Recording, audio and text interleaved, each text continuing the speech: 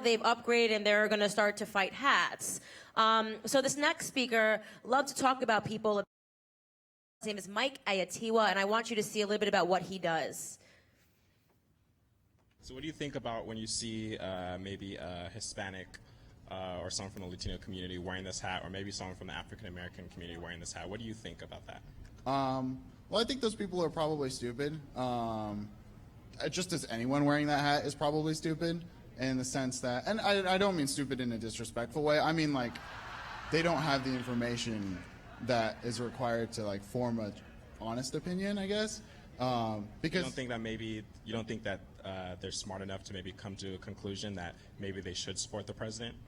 No, I don't think so. What do you think when you see maybe a Hispanic or an African American wearing this hat? I'll be like, what was the reason? What was the reason? What was the reason? They just want to call attention to something that they don't actually believe in or actually know the basis of. So you don't think that they might actually have legitimate reasons for supporting the president, or you think it's just maybe they're doing it for attention? Yeah, like a shock factor. That's true. I think so too. Even if you're Republican, I feel like you don't have to support him, to be honest.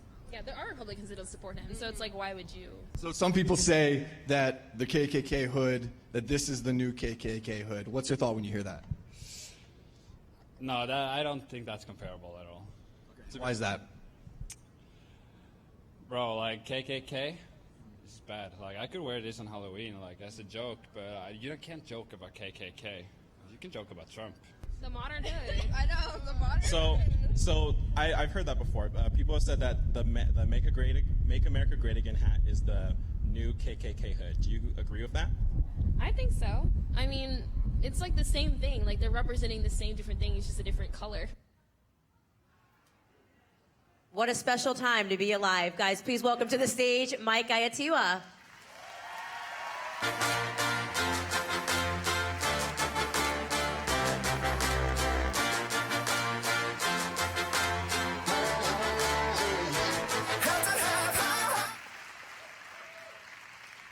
All right, how are you guys doing? So, yeah, that's what I experience basically when I go on college campuses and I interview students, specifically black students. It's very fun. I always say that interviewing black girls, they give the best answers because you see stuff like that. So, just a little background on me. My full name is Luso Michael Yatua. I'm the son of immigrants. I'm from Nigeria, as I'm wearing this. Was anyone else offended by what Will was wearing? Like, no, I'm just kidding. I gave it to him. I told him to wear it. He didn't want to wear it. But my parents met here in Texas before my dad moved to LA because he got a job. And growing up, my parents emphasized very specific things. They emphasized getting an education, listening to your parents, and not being a victim. I thank God for my mom because she was a Christian growing up. And I would go and to see the narratives outside in the world and come back and see the narratives that she was giving. So when Candace Owens says things like, I am a victor, not a victim, you know, I knew that from a very young age, because when it comes to Christianity, if you're a Christian in here, the idea of being a victim does not fit with the left.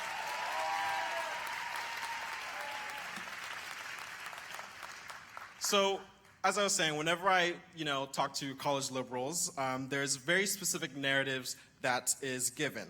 One of them is that, like you just saw, black conservatives are stupid or uneducated for wearing the famous red hat. And that doesn't really make sense. And these things are being taught on college campuses. I always say that outrage is taught, and it's taught on our universities. It's not being taught necessarily by their parents or anywhere. It's being taught by these professors.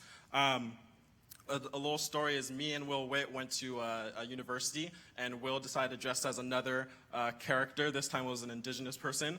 And, the person was telling him that obviously he was appropriating their culture. But guess what? A university professor brought her entire class of 30 students to come out and harass us and tell them that me and Will were racist for what we were doing. That teacher is teaching her students that. Another one is when people talk about, obviously the Democratic Party. When you look at the mainstream media, the Democrats are always heralded as, these good, moral people, and Republicans always heralded as, evil, sinful people. But when you bring out facts and tell them, well, okay, did you know that the Democrats started the KKK and that Republicans were, the Republican Party was founded in response as an anti-slavery party? And goes right over their head. They don't want to listen to it. I was talking to a black gentleman, and I was trying to explain this to him. He was trying to tell me the truth on conservatives. And I said, okay, please tell me your assumption on what you know about conservatives. And he said that, you know, the Republican Party was created, and I interjected and it says, to stop slavery. And he was like, I can't have a conversation with you anymore. I was like, why not? He's like, because there's obviously something wrong with you.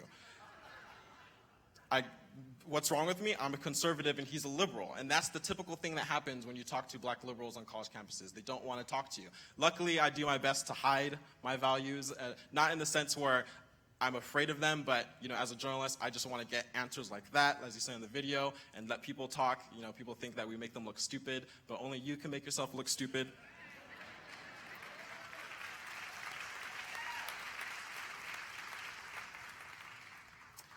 So, I was talking to another black gentleman, and this is another narrative issue on college campuses. And we're trying to explain to him how conservative students on college campuses are repeatedly being attacked, assaulted for wearing a hat. In fact, I saw a DACA recipient supporting Trump, and another Hispanic liberal chick came and smacked it off his head. You know, and he was like, you just assaulted a DACA student that you're probably, you know, saying we need to protect, and you just assaulted me. But she didn't care. And I was trying to explain this to this gentleman, and he was like, I've never seen that. I don't believe you. I've never seen that. And I said, well, maybe it's just because it's a narrative that you're either ignorant to or you're refusing to acknowledge. And he said, no, that's not how it is. And this is how it is, especially in the black community and just all communities. There are narratives out there that if you're not actively trying to find it, you're going to stay in your little echo chamber. And this is a problem that conservatives have. Sometimes, you know, it's like, well, you know, let me try and see what other people are saying. But it's a serious issue on the left, and that's why you see only one narrative always being perpetrated within it. And essentially, his response to me was, okay, conservatives are being attacked on college campuses. Well, black people are being killed. And I was like, well, what? Okay, I guess, but aren't you just, you know, jumping the subject? It's like saying, it's like telling your kids there's kids in Africa, so eat your vegetables. You know, it's a red herring. You're avoiding the subject, and he didn't want to acknowledge that. He's like, no, I'm not. He's like, that's black people being killed. I wish all those happened to black people. Black people are being murdered in the streets. It's like, yeah, but we're talking about college conservatives being attacked on universities. That was the subject. But all of a sudden, you brought in black people. Now we're talking about black people, and that's another thing. To the black liberal, everything is about white people oppressing blacks and blacks being victims. That's the entire narrative of the black community, which doesn't fit.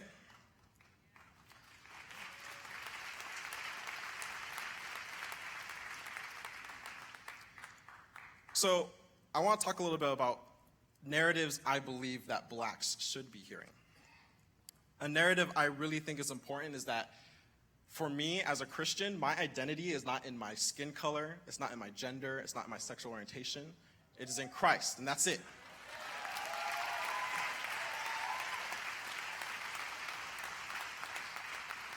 And you guys have probably heard the saying, skin folk is not kinfolk. Yeah, that's true. Skin folk is not kinfolk. But kinfolk will always be Christ folk. And I'm sorry, if I'm walking at night, I live in Hollywood Boulevard, and it's very dangerous. I've literally seen a homeless person be stabbed by some Hispanics. It's like, whoa, what's going on? If I'm walking and I see some sketchy dudes and they happen to be black, I'm going to the other side of the street. I don't care who you are. I don't know you. Like, why? You have my best interest because we have the same melanin? Like, that doesn't make sense. The left wants you to idolize the left wants what you idolize most to be the most important thing about you, which it can be your skin color, your gender, sexual orientation. That's why it's always about women's rights. It's always about, blacks' rights, blacks being oppressed. It's always about, some minority being oppressed somewhere. But if you're a Christian, your foundation is in Christ and not in your skin color, your gender orientation, or your sexual orientation.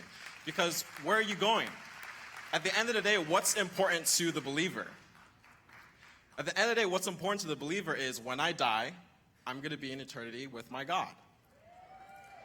And what happens after that, when you have that understanding, it doesn't matter what skin color you are, what gender. You know, they're attacking Mike Pence right now because he says he's the most anti-gay person. It's like, this guy doesn't say anything, but they're just bringing all sorts of things that he's said and done. It's like, this man is the most quiet man ever. It's like, has anyone heard him say a word? I don't know. Like, but he's, you know,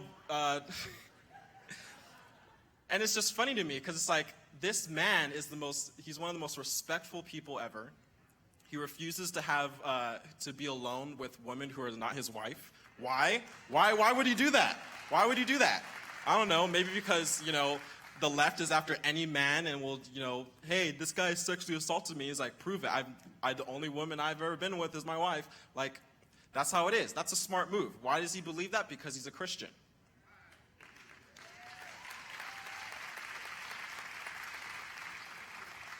So I have a Bible verse. It's Galatians 3:28. It says, there is neither slave nor free. There is no male and female, for you are all one in Christ Jesus.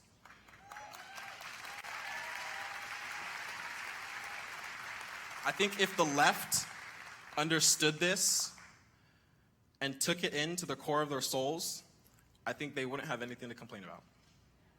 I think all their problems would, not that their problems would disappear, but their problems wouldn't be the most important thing about them. We all have problems. Everyone has suffered. Everyone has suffered. But to the left, black people suffer more, obviously. Lastly,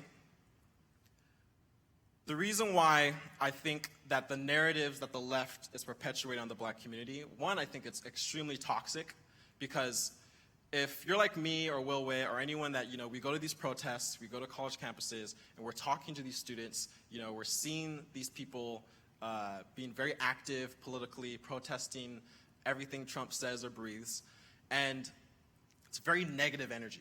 Extreme negative energy. I used to have a hard time when I first started doing this. I had a hard time being at protests because of very negative energy. I'm a very carefree guy. I don't like, you know, having that energy around me.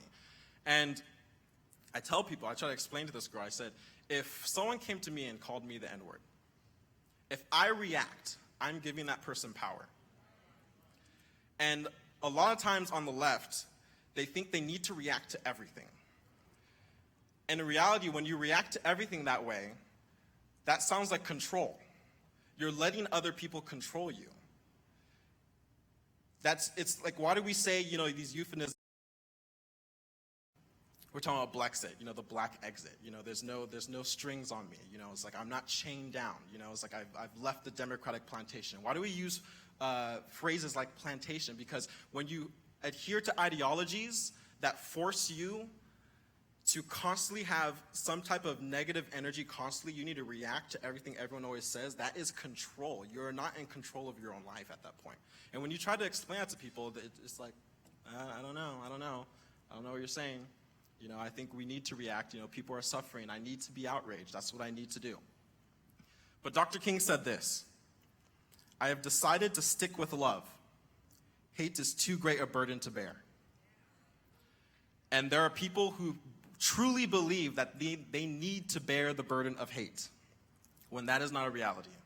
And I think that conservatives need to adopt that principle of, instead of adopting hate, we adopt love, and we continuously be loving. You know, I tell people that the most hate I've seen is not from white people. You know, it's like, white people are my favorite people. I tell people that. I love white people. Seriously, I love white people. My roommates are white. Will Witt's white. Like, it's the best. But if we stick to love, it doesn't matter what race you are, where you come from, if you're gay, straight, black, female, male, me-male, whatever, you're gonna love that person, you're gonna treat them respectively. And I think the conservative movement is doing that. Thank you, guys.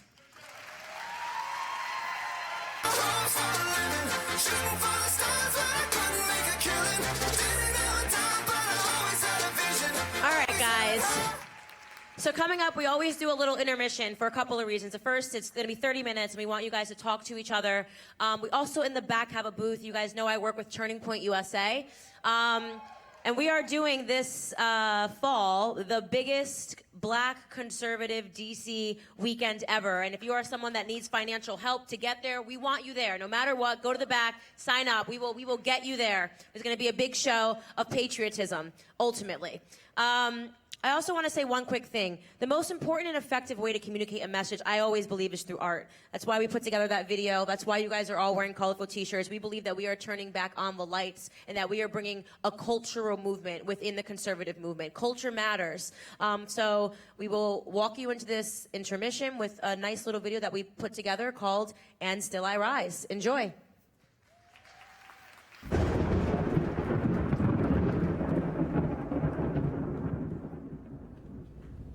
You may write me down in history with your bitter, twisted lies. You may trod me in the very dirt, but still like dust, I'll rise. You can shoot me with your words. You can cut me with your lies. You can kill me with your hatefulness, but just like life, I'll rise. Out of the huts of history's shame, I rise. Up from a past rooted in pain, I rise. A black ocean leaping and wide.